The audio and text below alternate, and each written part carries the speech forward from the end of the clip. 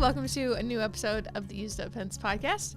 I'm your host, Tristen, and we have Dad here today, Corey. Say hi. Hi. Thanks. And we have... That sounded like Trent. Yeah, it did sound like Trent. Trent's upstairs. And we have a special guest today, Rikki.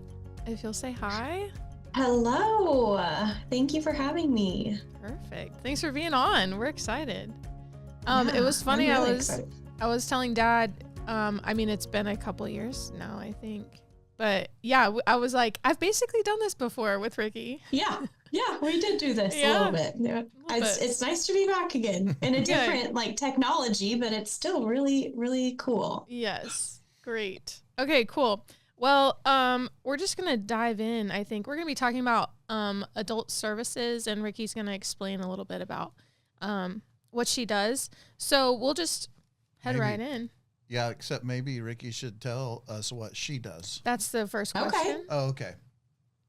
Good start. Okay, so yes, I'm Rikki Lane. I am the Assistant Director for the Community Developmental Disability Organization of Butler County. So what that means is we are a contractor under the Kansas Department of Aging and Disability Services in assisting in managing access to service in our county. So across the state of Kansas, there's 27 other CDDOs who contract with the state also for gatekeeping into services, access to different services, and oversight of those services in their county. Our service demographic includes any individual with a developmental disability. So under the age of 6, that developmental disability would qualify, or that developmental delay, excuse me. A intellectual disability or a developmental disability such as autism, Down syndrome, cerebral palsy, epilepsy. Those are just a couple of examples.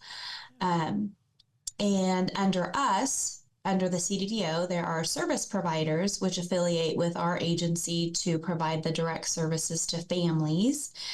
And they, such as targeted case management, in-home personal care services in the family home, day services in the community, and even residential services in a person's own home or maybe a home operated by a service provider. So that's a little bit about the Community Developmental Disability Organization, or you will probably often hear it called the CDDO. Mm-hmm. Yes. So maybe it would be helpful, as I'm just thinking through this, about, because we just had a meeting at your office for Trent, his yearly, I don't remember what it's called. The functional assessment. Yes, that one. So at that meeting, you were there and had certain things that you had. You bring the binder and have him go through that. I do bring the binder and the math sheet. And I was super impressed with how well he did with that this time, Trent. Yeah, Trent has definitely grown and learned to engage a lot more with strangers especially. Yeah. So that has been a delight to see. Yeah. He definitely has evolved in that interaction over the years. I've been doing those assessments with the CDDO of Butler for 12 years. So I can't remember exactly when Trent came into services, but I've been doing that assessment with him annually since then. So he's 26 now. Yeah. And he didn't get in, like we were on, I don't know if you remember this, but we were on the waiting list. Like we didn't even find out he could get services until, I don't remember, he was over 5 or 6 or something. Yeah, I think it was a little bit later. Somebody told us if we got him in earlier, he would have just been under I think it was the autism waiver at the time, but we didn't know that. And so by the time somebody said, why isn't he receiving services? And we were like, what are you talking about? So then I think we called you or somebody, and he was on the waiting list then because he had past whatever age thing that was. And he was on the waiting list for 10 years. And he never got in there, I think, until when you turn 18, maybe when he turned 18, then he switched from one thing to the next. And so then he was able to get in and have services. Potentially. Yeah, there's quite an extensive process when you're looking at access to service. So yes, in the state of Kansas, there is an extensive wait list for federally funded waiver programs. However, once an individual is kind of hitting that transition age and there's a need for that service immediately and their name is not up on the wait list, there's a process that you can call, or that you could call the crisis exception process, to where they can bypass names on that wait list and get access to the service if there is a justified need, or without the service there would be some sort of danger to the individual themselves or others. And if I remember right, because you guys were both employed during that time and Trent was getting out of school and there was a need, he was able to bypass that wait list, and maybe he was only a couple years left in it anyways, but he was able to bypass the remainder of his wait list and get access to the services he needed immediately. So yeah, good. So at our annual meeting, you were there doing the assessment, and then we had, I'm not going to remember everybody's name, but we had United Healthcare. So the I don't know what her title is. So she is the care coordinator. So United, in the state of Kansas, we have 3 insurance companies that manage our Medicaid system, and United is one of those. So because Trent has services that are funded through Medicaid, he has a care coordinator assigned from that insurance company. So kind of like a caseworker or a social worker from that insurance company, specifically for his services paid by them. And then we also had the lady from Advocate Care. Right? Individual advocacy, individual maybe advocacy, his targeted case manager. Right. So that would have been one of the services that I mentioned that they contract with us to provide. Every individual who is in Butler County receives targeted case management as their first service. And that's really kind of their connection to all resources in the community or in our state, or even some of our federal funded programs. A case manager really is that connection there. Good. And I think, was there anybody else there? You 3? Probably some of his support staff at his day program. There may have been a staff person there. Well, there was, except he's not in the day program now. So they wouldn't have been, but they were there before. Yeah. Okay. So they were there. So we'd had like 4 different people. Anyway, that's what it looks like with Trent. So that is one of the hats that I wear with the CDDO. Is I am responsible for gatekeeping into services in our county. So families that are interested in accessing service, they will come and we'll sit down and do an intake meeting and bring me documentation that proves they have a qualifying diagnosis to access the services outlined in the state of Kansas criteria. And then I also each year assess individuals who are receiving federal funded services. And I do community outreach. I do these kinds of things where we're connecting with some of our partners and our resource partners, spreading the word on our services.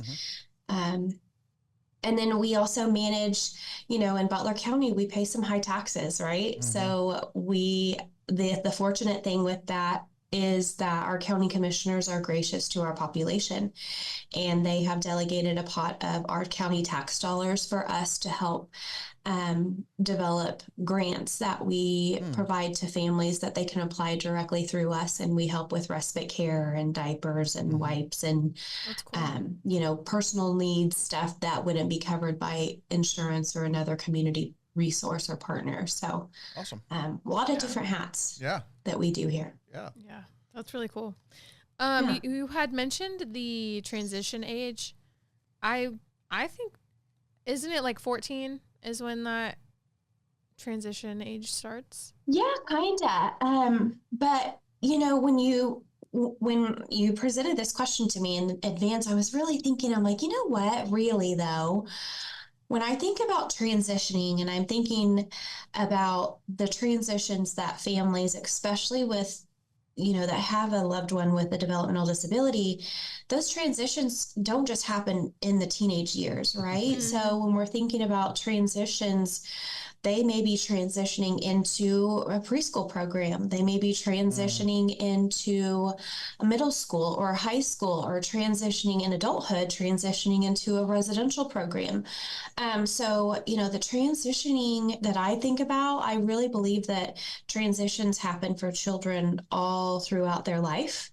And I think that's what really our services really complement that, because our services start at birth and they end at death. So we can, help with these transitions all throughout their life. But when you're thinking, I think of what you guys are referencing into adulthood, transition, usually most teams will start that preparation about the age of 14, 15, starting to think about those long-term goals, and starting to think about what we need to do after they're done with school, their preferred lifestyle.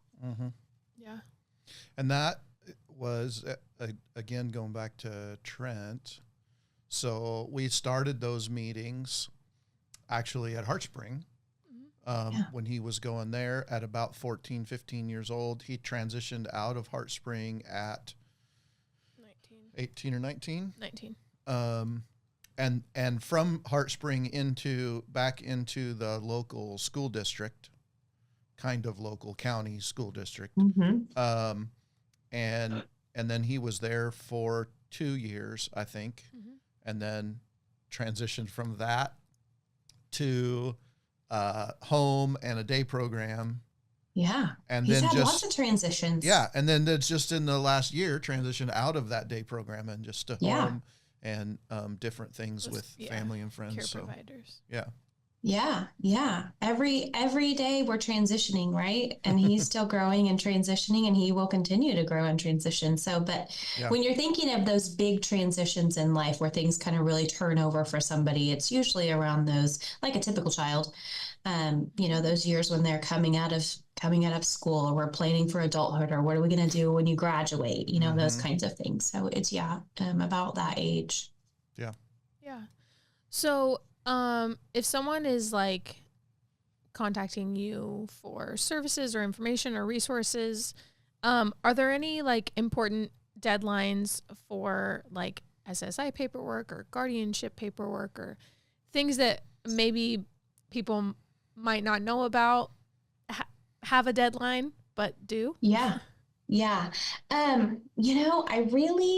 really depends on the goals of the individual and their family on those deadlines sometimes. And I give examples about that, because through the adult transition process, it may be determined that a life goal for a person is to have a job in the community. And that person may be perfectly capable of having competitive employment. So like Social Security may not be an immediate need for them. If they're able to have full-time employment, they're, able to get a job in the community. Maybe they're getting insurance through that. So that definitely would be a long-term goal for them, and they wouldn't need to access that type of support. Or another example would be if somebody was interested in, being more of their own decision maker, then they wouldn't necessarily need to have legal guardianship over them. They maybe just want somebody helping them with their financial decisions, and they just need a payee. Or maybe they just want somebody to be there to help them make decisions on medical needs, and they maybe need just a DPOA.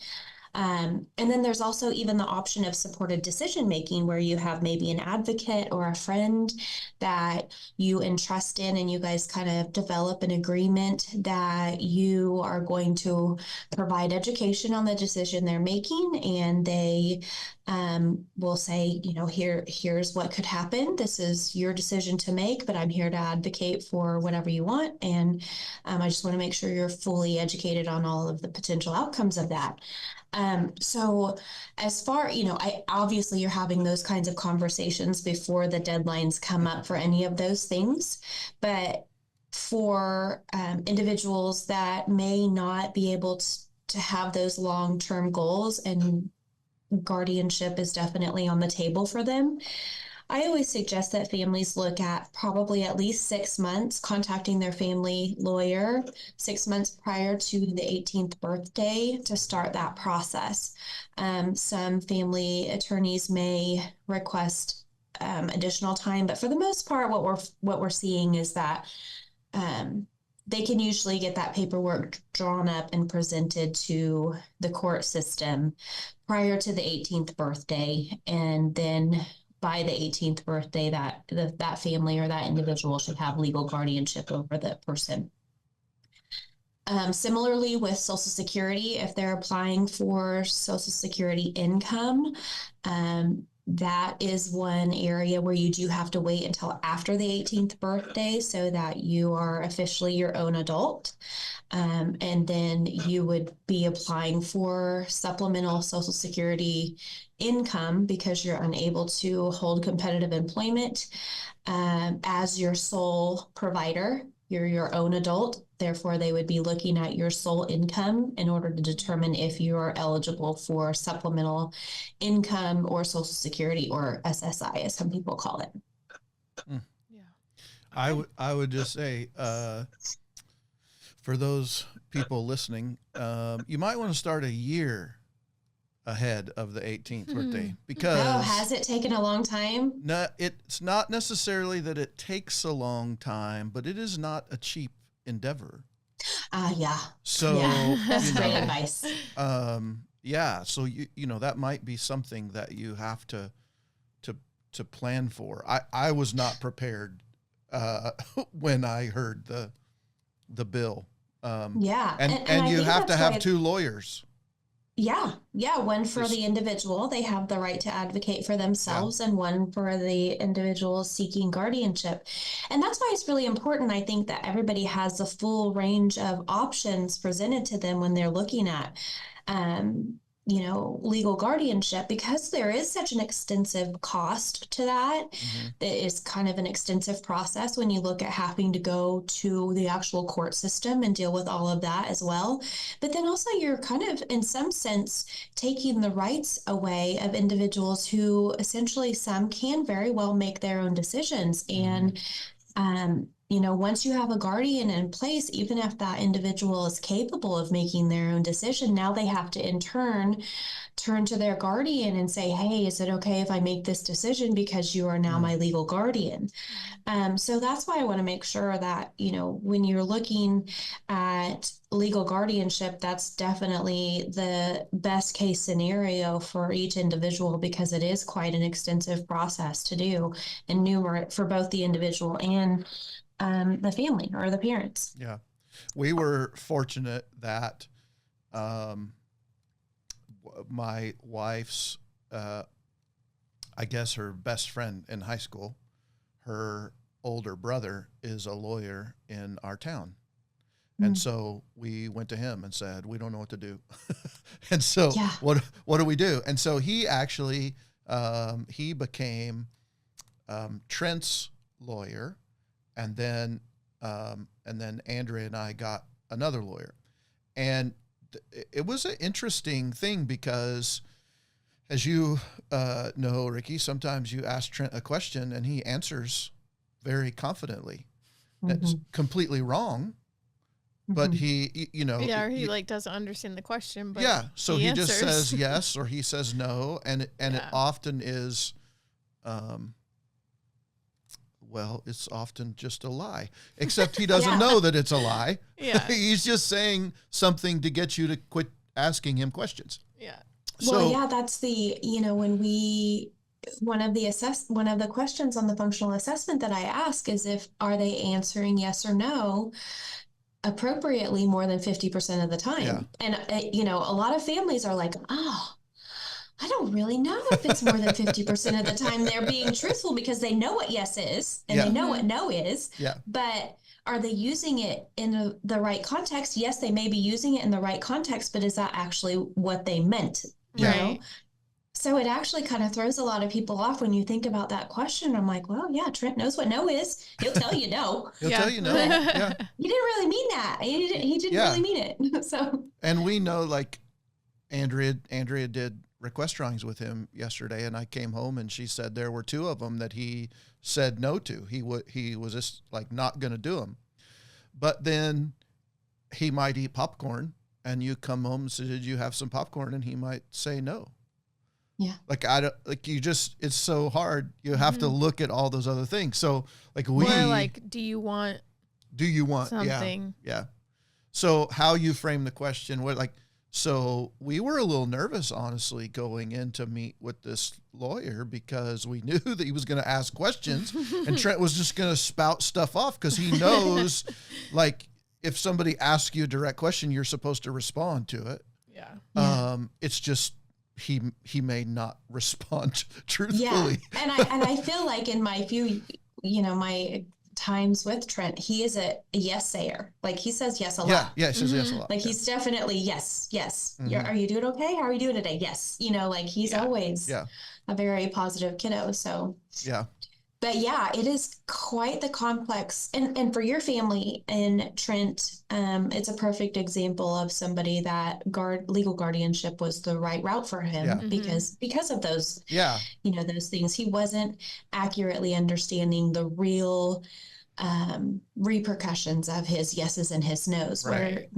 We know in developmental disabilities, there's such a range of autism, using Trent as an example, that there are individuals with autism that are fully functioning in society and don't necessarily require that level of support or resource or, legal guardianship in that aspect. Yeah. So, yeah. Also, Britney Spears.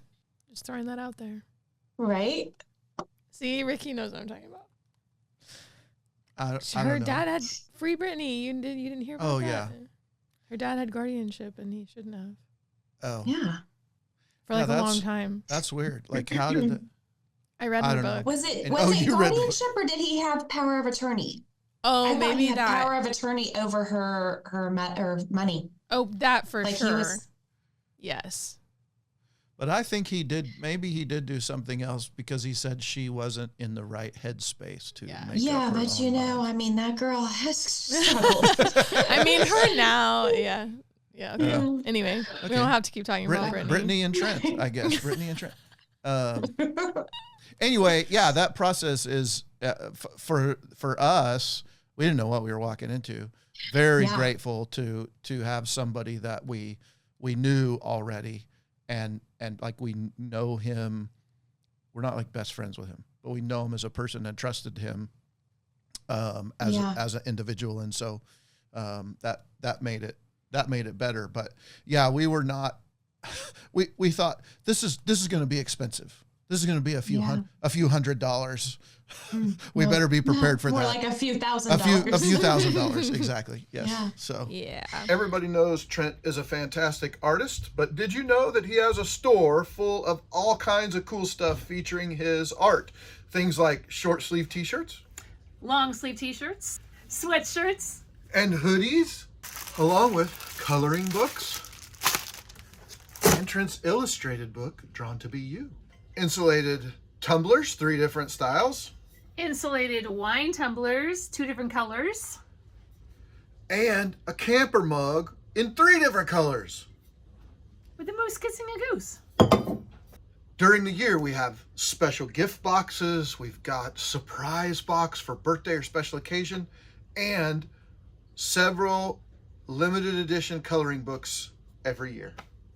Drawings by Trent is a business that is providing for Trent's future. The business is also helping Trent's art and message reach people all over the world. So check it out at drawingsbytrent.com. That's drawingsbytrent.com. But that's why I think it's really important that we're educating families on the extensive process and the extensive cost, because too much in society we're brainwashed into thinking that because somebody has a disability they need. And Brittany is a great example of bringing that, her into this, Tristen. too much, we automatically think that because somebody is struggling mentally or somebody has a developmental disability, that they need a legal guardian. That's immediately what's put in place, right? When in reality, you know, they maybe just be going through a time and they'll get it sorted out and be fine. But once that's legally binding, it's really complicated to get it expunged. So, make sure you have had extensive conversations about what's the best route for the individual and your family. Yeah. And explore all the options. Yeah. Well, and you had mentioned other options there were, and I'm unfamiliar with them. I don't know how familiar you are with them. I don't know what you're talking about. Well, she talked about a payee, right? Oh, yeah. Yeah. Okay. And some other options. And So like some of my kids have, like their parents have talked to me about that, because a lot of times, you know, they could hold down a job someday, or they could have, you know, meaningful relationships. And so their parents don't want to pursue guardianship, but I mean, I don't know what else is out there, just because that's all we did with Trent. Yeah. Sure. Because, you know, that's a good example. You bring that up. Some individuals maybe want competitive employment, but then they're irresponsible with their finances. Yeah. A big portion of America, right? Right. But, you know, so a payee is somebody that can be put in place that basically manages their bank account. So I'm going to make sure all your bills are paid up front. I'm going to pay your rent, pay your cell phone, pay all of your expenses first. And this is what you have at the end of the month. And this is what you get. Basically, you're Easton's payee. I was actually just thinking that. Sorry. Yeah, a lot of wives. That was a little joke there. I just pay the bills, and then I tell them how much is left. Yeah. That's what I found out. I brought up the durable power of attorney. That again is somebody that would just be involved if for some reason the individual became incapacitated or had a significant decision to make on a medical condition or access to medical care, and they needed somebody that they entrusted in making or assisting in making those decisions. But then outside of that, they don't have any decision making over what they do day to day or their finance, you know, controlling their finances or those kinds of things. Yeah. So we are, Andrea and I are guardians and conservators for Trent because of that. He didn't. And conservator is another term for payee. Okay. Yeah. So you guys manage his finances. Yeah. And I was thinking about, I don't remember if we had an open conversation about this, so I won't use any names, but we had another autism family, kind of famous autism family on the podcast last year. And they were talking about the child was going to, so adult child was going to maybe get married, and was able to make that decision and able to do a lot of that stuff, but what would really struggle managing finances on their own. And so they were going to need that help when they may not need day to day, like they're going to clean their room and make dinner and whatever, but managing finances is a different thing. So what a beautiful story. And again, what a beautiful way for that whole team to come together and just pick and choose kind of what they knew they needed help with, and not taking away all of their aspects of life, but just the one area that they knew they needed support in. So yeah. Okay, cool. Anything else? I don't know. Where are you at? I'm just waiting for a question so I can throw more stuff out there. Great. I don't know. Great. Okay. Okay, Rikki, what is something that you wish parents knew about this process? Or my parents. Okay. You know, I think that where we are kind of failing parents a little bit, and you've mentioned it a couple of times just in this podcast today, like, I didn't know that, you know, I didn't know these other things existed. I think we're really failing parents there in educating individuals and parents on a lot of the alternative options to services or goals for a person. The concept of person first is a great idea, right? We always want them to be the forefront of, running their decisions in their life goals, but often that's overlooked as the guide in the direction for servicing someone. Too often we're asking parents what their needs are, right? Or what is going to be most convenient for you after he gets done with school, because we don't realize that there's so many alternative programs or resources that can help in really filling in the gaps to what the person wants for their best life, right? So I feel like we have a little bit of tunnel vision on what the direction is as we're schooling kids. And then all of a sudden, like when they're done with school, we got to go right into services. That's, you've got to contact the CDDO, you got to get a case manager, you got to go into day services. And that's the route we went with Trent, right? And then we kind of like realized that that really wasn't his best life, right? Like he really, a lot of times when we think about the day services, for example, that's our idea of day services for socialization and more community inclusion. But sometimes that's not a preferred activity for everyone. And we realized pretty quickly that that really wasn't a preferred activity for Trent. He was not engaging as much as we would like. And it really just, we found alternative ways to help him live his best life. And I really think that we need to kind of brighten this tunnel vision that we have in educating parents on alternative options, because look what you guys have done for him. You're complementing his best life with the services, but you took something that you knew he absolutely loved to do, and you're like, okay, well, how can we create services around this? Right. And I feel like we are progressing in that 1000%, but we really have such a long way to go in what the individual wants and how do we create the services around that. And you guys have done such a beautiful job with Trent on all of that. But the direction right away was, this is the steps we have to take, right? We graduate, we get guardianship, we send him to day program, and then later in life, he will, go to group home maybe without family support or natural support. But we really need to do a better job on educating not just families, but our other team members on what the alternative options are to services to help a person live their best life, being more really person-centered. Yeah. I think, we probably left Trent in day program longer than we should have, because he's nonverbal and couldn't tell us, I really don't like doing this. So, that took some time to get to that point and figure out, I don't think he really likes doing this.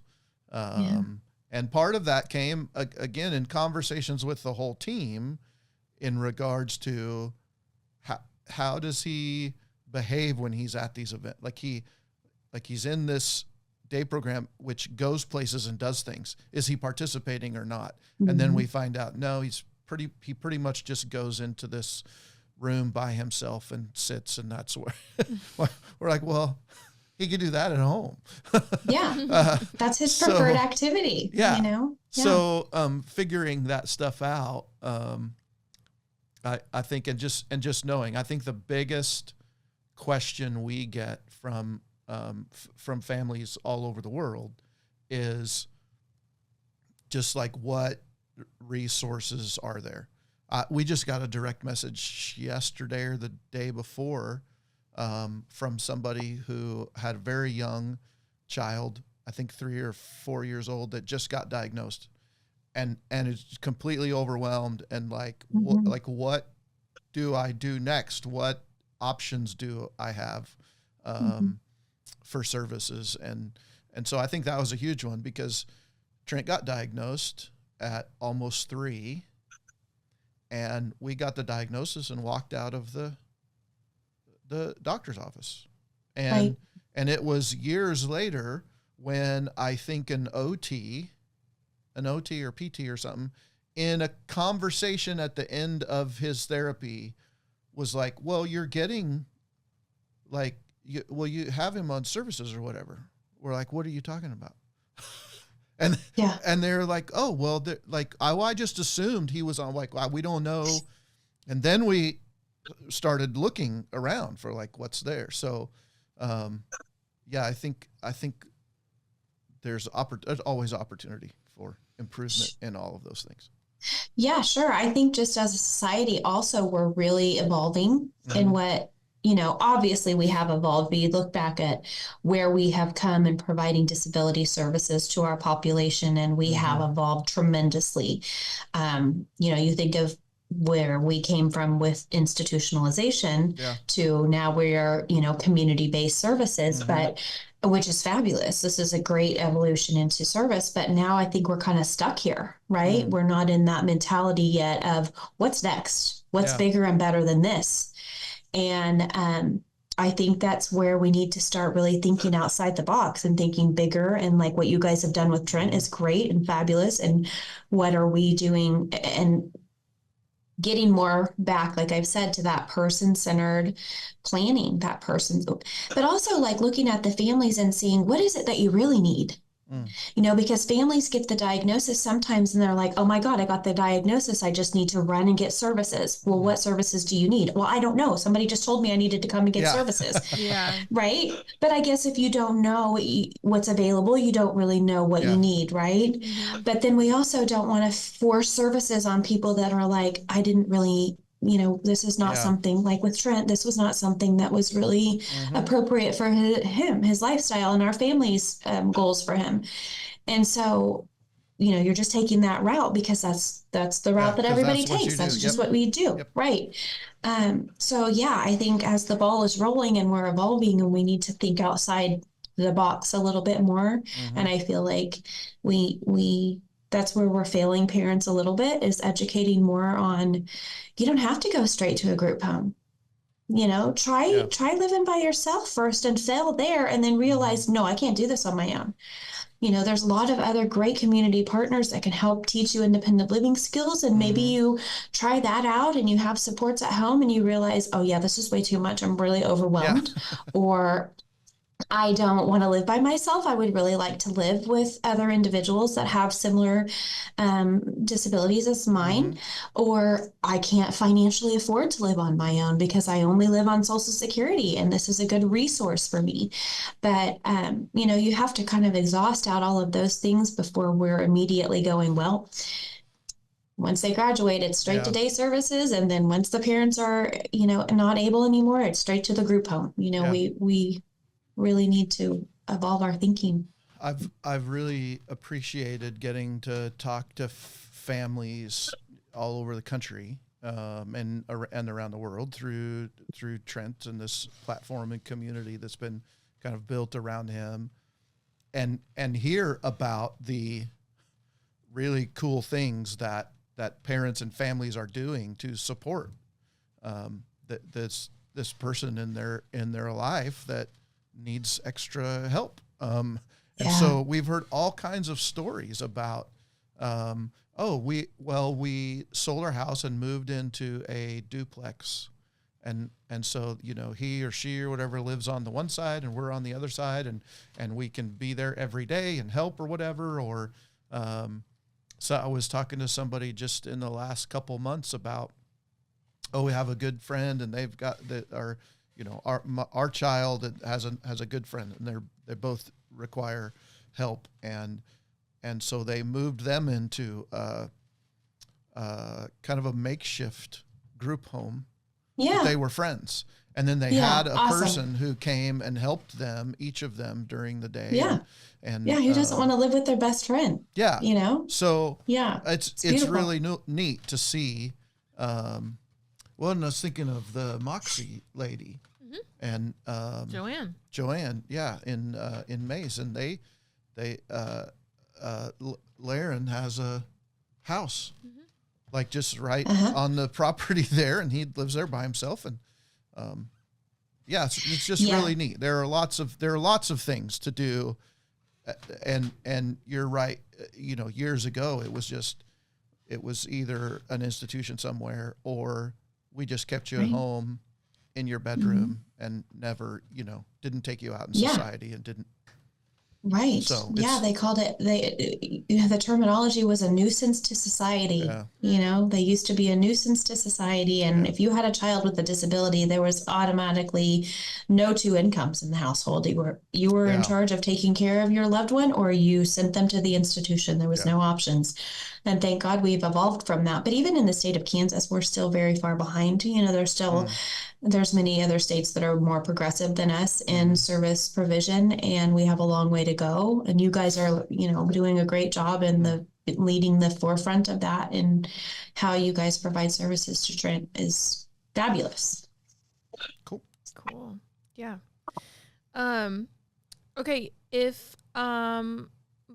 Do you know of like a website or a way that people maybe outside of Kansas could find or obtain services, or like figure out how to get services or what's available to them? Yeah. So it's just so complex because, like I mentioned before, how we contract in the state of Kansas. So like our aging and disability services through the state of Kansas, they contract down with the CDDOs, and then we contract down with the service providers that provide the direct service to the families. And then, our neighboring state, they actually manage the services as a state entity themselves. And, when you go to apply for services, you're dealing directly with the state. Some other states may have one contractor that manages all of their disability services in the state, and you just go to them. So I find in my own research, because I am, really curious on how states are doing their services in other areas. And I'll just Google, depending on the age, adult disability services in Iowa, or child developmental disability services in Texas, or whatever. I feel like just Googling those kinds of things will send you down that rabbit trail to a website that essentially, will tell you how to apply for those services. But it's just, I wish there was one uniform way in every state that you can and there's apply no way for services. You can know all 50 states. There's no way. It's just so much. And even in every state too, we have a lot of families that transfer into our state from other areas, and they're like, oh, we were getting this kind of service over here. And we're like, yeah, unfortunately, our state didn't write our waiver like that, so we don't have that as a service here. So it's just so complex on each state. They do things differently. They have different services. There's really no streamlined process for accessing services. Well, there's a tip for all families listening. Don't move to another state until you research their service options. Yeah, well, and it makes me think of Heart Spring too, because we in our residential homes, we have kids from all over the United States and sometimes all over the world. Yeah. And in each classroom, if they have, all the classrooms have kids from all different states, but they have to know, like, okay, this kid is from Illinois, or this kid is from Texas, or wherever. And they have to know what qualifications their school district in that state requires of that student. Yeah. And even more complex when we're dealing, like in our state, we, like I mentioned earlier in our podcast, that we have local county funds, with our tax dollars, that we have certain services that even Sedgwick County doesn't have. So we're looking at, and we have many families that access that service, that if they were to move outside of our boundary, they wouldn't have access to that. So it's really complicated. I wish that it was so much easier for families. It is hard. Yeah. You gave some examples, but are there any like identifying or like keywords that you would suggest people use in like a Google search to look this stuff up? Yeah, I would probably use the word either developmental disability or intellectual disability, Okay. because a lot of times if you're just Googling like disability services, that could be, you know, mental health falls under that, or physical disability, or, you know, injury disability could fall under that. So being a little bit more specific in what you're trying to access as far as a developmental disability service in the state of Kansas, we're intellectual / developmental disability services. So the both of those would be the best to seek, but some states don't use the intellectual category. They're just developmental disability services only. So I think Googling specifically developmental disability services in whatever state is probably going to get you there the quickest when you're navigating through that rabbit hole. Yeah. Cool. Yeah, I feel like actually this is something that Andrea has developed a bit of passion about, but yeah, it would be nice if there was if there was a single website or something that you could access that had links to all of this stuff for the state, you know, and maybe even for the country. Man, that would be a nightmare to try and manage because it changes so often. But wouldn't that be nice to, you know, when you're searching for help, to just have one place that you could go? Yeah, and I, you know, have my own little, I call it my resource database or my resource manual, where I have just accumulated and names and agencies for specific categories of, you know, low, you know, food assistance or just, you know, services or whatever. And it took me hours and hours and hours to put together. And then I reference it next year and those organizations are no longer in existence. And, you know, now I have all these new ones. So you're right. It would take an army just to manage a resource manual. And this is just Butler County I'm trying to do.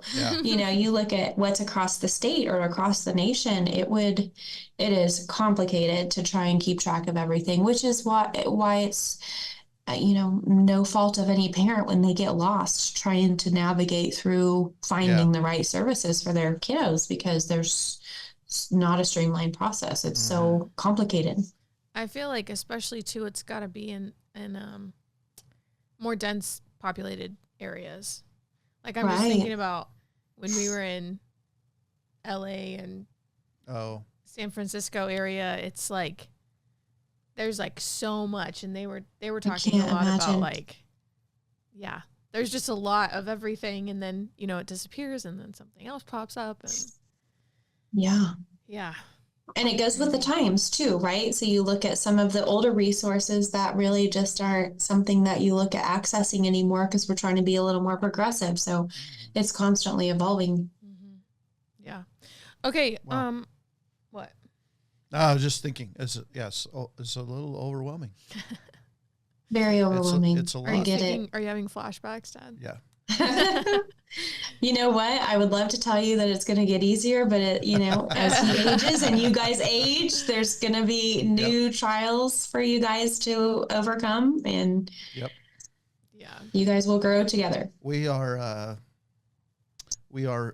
working on a house, building a house with space. Did we talk about this last year? Maybe. I think we did maybe talk about it. I'm so excited. And we have the architect, we have an apartment for Trent as a part of that gives him his like a separate but completely connected space. With a bedroom so awesome. And a little living room and a bathroom, and so when this girl right here comes and Trent's other little nephew, and he doesn't want to watch TV with them, he can go to his place. He's gonna only want to watch TV with them. Probably they want to watch. When they will be best friends. When they stop crying all the time. When they stop crying, he'll be much more eager to do that. But I'm really that's so awesome. Excited for like I want to go to Trent's house and be able to run in there and hang out with him. Or when Andrea's sick of you and you're like, you need to go spend the night in Trent's house. That's right. I'll go sleep on Trent's couch. We have another family who's done a similar model to that. They've ended up, they took their basement and converted it into their own apartment for their daughter with a developmental disability. And it is her best thing in life. She always wants to she's got her little, kitchenette area, and she always wants to have you down and have coffee at her little coffee bar. And this is my apartment. And you don't realize how valuable that stuff is to a person with a developmental disability, because they don't realize they have those opportunities until given. And then they are just, I can't wait for you to come and see my apartment, so the things that we take for granted, that is, he's going to love it. Yeah. He's going to love it. Good for you guys. Yeah. Well, cool. we have to figure it out. We have to pay for it first, but but the plan is there. Minor detail. So, yeah. Okay. I just had one more question. If you had any specific resources for Kansas, or I guess Butler County, if you want to be specific, if you had any of that, or if you have websites or you need to plug we can just put it in the show notes too. Yeah. But if you have some places like the CDDO's place or whatever places you work with, you want to plug. Yeah, sure. I definitely am an open book. I don't hate when we get phone calls for people seeking service, even if we aren't the appropriate match. We know a lot about the service system under everything disability, and so we can usually direct families in the right direction. So I would say that we're definitely a good place to start. And again, like I mentioned, the state of Kansas the disability programs is very hands-off. They want to make sure that you are filtering your way from the bottom up. So locally, accessing what you can through your local community first, and then building up to, state services or even federal waiver services. So starting in your local community is the best, I think, best start for most families. To kind of sidebar and answer another part of your question, national groups or national resources, I think is a really hard, because we've mentioned and we've talked about quite a bit that each state does their services a little bit different. But what you do find across the board, and where most of our national resources or programs are disability advocacy groups, are usually national programs or national organizations. So that is at least something I do know nationally that families can access if they feel like maybe our state. Please always advocate for disability services. Reach out to your advocacy groups and give your input as a parent on specific needs and where we need to grow as a state or as a community on better services for our population. And then just the state website. Each state is required to contract with the federal government and have a disability department, but most states will contract that out to other entities. So starting kind of there and seeing what they have listed on their websites, or like I said, starting locally and working your way back up through that, we can definitely help with the CDDO, helping navigate people through that.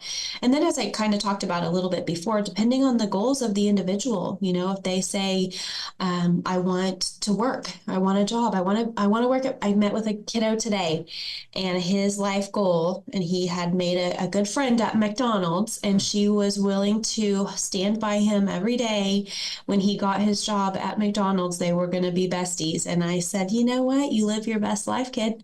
And so his community resources were different than us, right? Because his goal in life was to get a job. And so we're going to take him down the path of voc rehab and accessing those supports through disability services for individuals who want competitive employment. We have individuals that we talked about before that want to live on their own. I want to be married. I want to live with my loved one. And so we have other great community partners that teach independent living skills or have kind of internships. Wichita has it's a really cool program where it's kind of an internship where you let the individuals live in for like 6 or 8 weeks in this little staged apartment and see how they do for 6 or 8 weeks and see if that's going to be a good fit. Wow. And then, assist them with transitioning into their own place, or maybe we backstep and realize, that was a little too much. I can't go there. So, kind of taking all of those things into account when we're looking at service provision is where they want to go in their life, but also where they want to end up. So cool. Services, accessing services really, like we've talked about a couple of times, there's no direct route. It's more like a spider web. With the person in the middle, and there's just a spider web of services and people and team members and natural supports all over the place.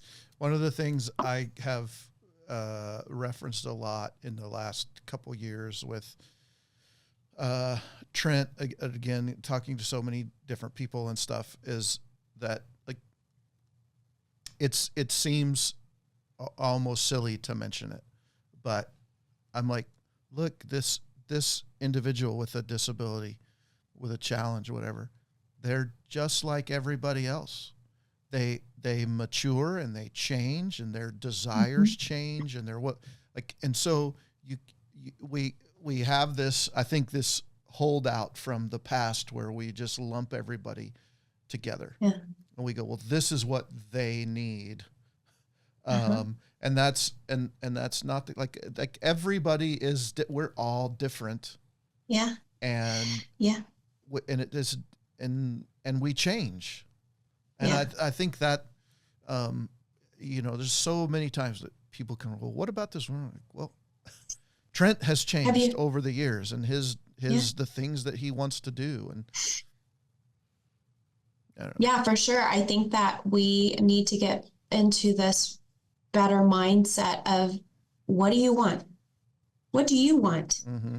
What do you, where do you see yourself? And then looking at our resource manual to fill in those gaps. And, I want to be married and I want to live in an apartment, and I realize that I can't live by myself. I need support. So how can you fill in those gaps of I need that help, but I'm still living my goals. So yeah. Good. All right. That was like Trent too. That was Trent? Yeah. Well, I was just saying he sounded like Trent. Yeah. Yep. Yeah, we finished. Good. Yeah. Okay, cool. Did you have anything, either one of you, to add at the end here?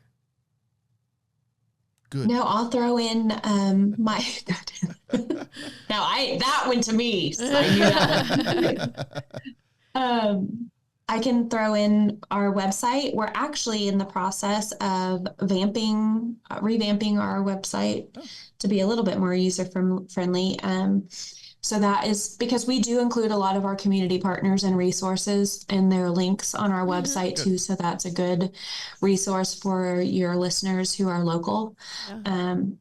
And then even if they go to our website, they can at least kind of see what that looks like and maybe try and Google something similar in their area. But I'll throw that in there right now. Do you want me to take a picture of it, Easton? She just It's pretty basic. It's CDDO, butlercounty.org. Okay. Really easy. Show notes. Okay. Perfect. You good? Good. Thanks, All Rikki. right. Well, thank you. Thank you guys so much. It's always a pleasure to talk to you. Yeah. Yes, you too. Thanks for... I appreciate the opportunity. Yeah, sharing all your knowledge and... been good. Yeah. Anytime. Being a great resource. Cool. Yeah. Okay. Thanks for listening, everybody, and we will catch you next time on a new episode of the Use It Pens podcast. This has been a new episode of Used Up Pins. Thank you so much for listening. New episodes drop every other Wednesday. Make sure to check out our Patreon, where we have exclusive merch, exclusive items and Trent drawings, a bunch more content, as well as ad-free episodes, and then also a couple extra podcasts. If you like listening to our podcast, make sure to like and subscribe on YouTube if you're listening on YouTube. And if you're listening on Spotify, make sure to rate and review us, whether that's Spotify or Apple Podcasts, wherever you're listening to podcasts. And then lastly, make sure to check out our store for all of Trent's art, and a bunch of other merch that all has Trent's art on it. So thank you so much for supporting the Trent family, the Landreth and Moore family, and see you next time.